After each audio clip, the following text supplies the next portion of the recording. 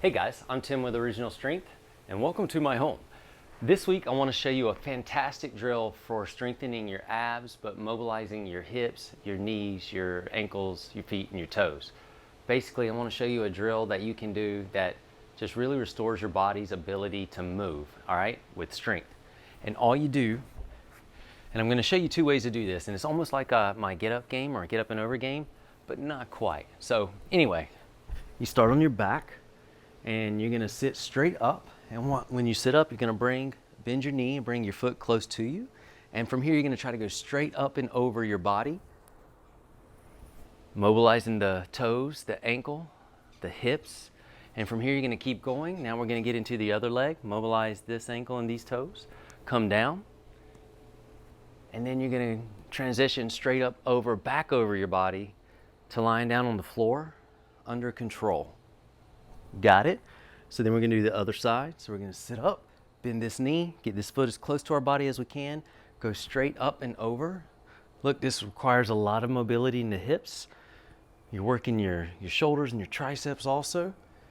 You're working everything really. And here we're going to go continue straight over, let the knee go to the floor and back down, and then straight up over, back, and under control, back down. And that's one way we can do it. Now the other way is to start with the knee already bent and the foot close to you, and to try to go straight up and over here. Same thing. Moving back. And then you can start with the other leg. Moving up and over, come back, under control, come down. And that's pretty much it. If you want to add even more fun to it, something else in the mix, you can actually get up in a staggered stance, and it looks like this. So we come up, come over, let the knee go down, and from here we stand. How you doing? Come back down, go back over.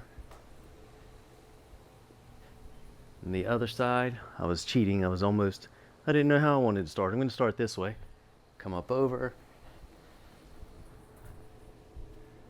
come up from a staggered stance, come back down, go straight up, up and over, and then back down under control. So that's pretty much it. It really works everything, but this drill actually feels good. And you're gonna feel some good sensation, some good mobility in your feet and your hips. It really opens up the hips and gets them into good flexion as well.